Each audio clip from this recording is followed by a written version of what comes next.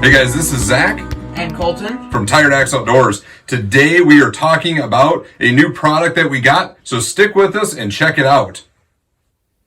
Alright guys, so Colton got a brand new Engel Bait Cooler for Christmas. He got the 13 quart model, so this will be plenty big for us for sucker minnows, crappie minnows, shiners, whatever we're using that day. So this one does come with a net. And we're going to go ahead and set this up for you guys too. And it comes with the Aerator pump. That's a shoulder carry strap. And the Aerator stone. So we're going to go ahead and get this put together, go over some of the features about the Engel Bait Cooler. And so hang out. This should be an exciting episode. Alright guys, so we're going to go ahead and get these items opened up and we're going to get the cooler set up. We'll bust open the net here. It says stop, do not return to store. I'm assuming that means they don't want you to return it to the store, but I don't know. All right, so here is the net for this. This thing is really, really cool, especially for us ice fishermen, because you don't have to stick your hands in the cold water to get your minnow out. You just basically grab here, lift the basket up, grab your bait, drop it back in. The one thing I've heard is that this net does get a little stinky after time. So I would recommend that if you're not using it, that you hang this out, whether it be in the garage or if it's in the summertime outside. Let this dry out, air out a little bit so you don't get a funky smelling net. So we'll drop that in. Get garbage out of the way. All right, so we're going to go ahead and bust out the air pump. And this does come with the 12-volt AC adapter, so you can plug it in the car. And then it also runs on 2 D batteries. Comes with a double or extra aerator stone. I think this pump you can run 2 coolers at a time or 2 aerator stones at a time, which is pretty cool. Oop, dropped the hose. I'll grab that. Thank you, sir. Another nice thing of the ability to charge it in your car is that when it gets thick enough ice, you can drive out and you can charge your cooler right there and have it in your car. Right. Yeah, so there's that 12-volt adapter. You can obviously get one for 110, and then you can use the 110 while you're at home or it's sitting in the garage waiting to go fishing. So let's check this pump out. This pump looks pretty decent. I mean, it's got a fuse in the back here. The little clip will clip right on to this bracket on the side, so it'll hang right on the side like that. And then, so this is your on-off switch. It's got 2 modes. So you can toggle that one way, it's a low and a high. And then you've got your outlet here for your hose. And then this one here is just a breather, I believe. And then that's your adapter port for your 12-volt or your 110 adapter. Keep that covered up. Yeah, so this is pretty slick. Let's see. Maybe that's not a fuse. Actually, this is what's going to open up our battery compartment. I misspoke there.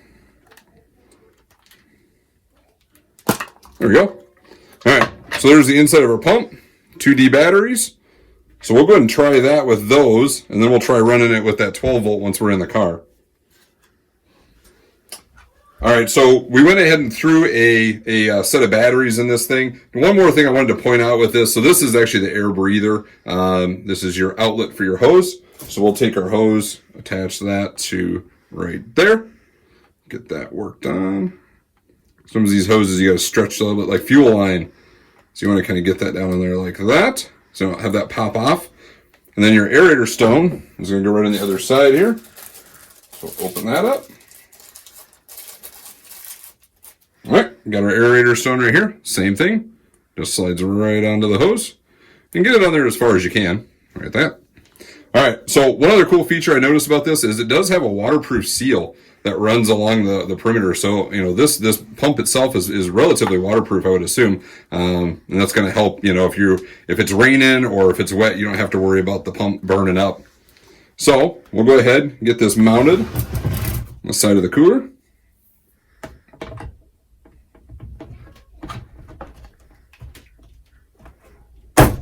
There we go. So we got that mounted on the side of the cooler. So one thing I forgot to do is we have to run this through the lid before we put the stone on. So we'll pop that back off. Make sure not to do that yourself when you're doing this. Right. So this does have this little plug right here. Oop, I'll move my arm. This little plug right here. So if you're not using the aerator stone and you want this to be sealed, you can go ahead and put that plug in like that. Pull that out. So hose is going to pass through the top of the cooler on the inside, just like that. Then we'll put our aerator stone back on. And then this will drop right into the basket. With a little bit of time, that hose will loosen up a little bit, won't be so rigid. So there's that. All right, so talking a little bit more about this cooler. So it does have a full seal that goes all the way around the lid that creates a watertight seal in this. So with old bait buckets, you had to hold them, make sure they didn't spill over in the car or in the boat. This one, you don't have that problem. So it's, like I said, it's got that full seal on there. Close that up. And it's also got all stainless steel hardware. So these hinges are, they're not just set in there. I mean, they're actually screwed into this plastic cooler. So they're real nice, heavy duty. And then, the stainless steel latches. So you close that. You got your pump on the side. Everything is all enclosed. Let's go ahead and turn this on and just kind of see what it sounds like. So you can hear that right there. That's on high. And then if you want to conserve power, you can switch that over to a low setting. So if you're going to let it run like overnight, say you get bait on your way home from work the day before, and you want to let this run overnight to keep your bait fresh, you can put it on this low setting right there. Almost sounds the same, but yeah. So one direction here is the low, the other direction is the high. But this will help your batteries last a little bit longer in your battery pack. And I honestly don't think it's too loud. Everybody says that it's insanely loud. I don't think it's that loud. Yeah, it's not too bad, especially if you had it out in the garage. I mean, you'd never hear it. So switch that off.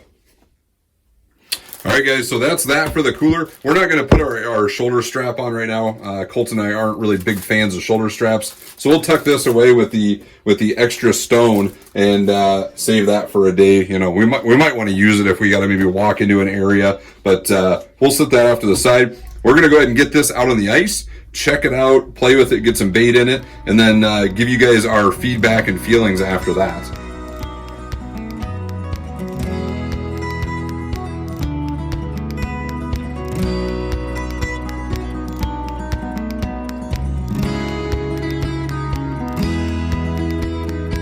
All right, guys, so this is our first outing with the Engel Bait Cooler. So we actually stopped at the bait shop last night around 2 o'clock, got bait put in here. We've been running this pump ever since, and it's still running.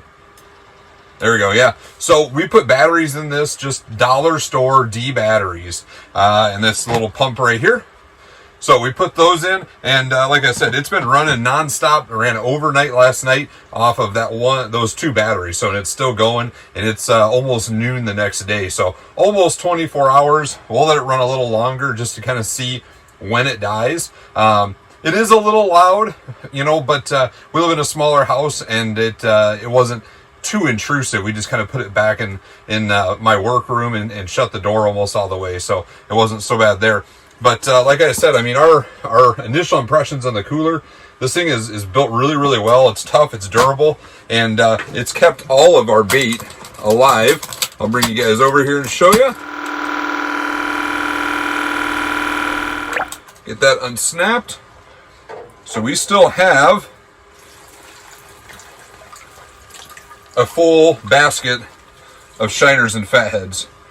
So, I mean, it's doing a really good job keeping this bait alive and fresh. I see one, maybe two dead ones in there, so that's not a big deal, especially for the amount of minnows that we had gotten and put in here originally.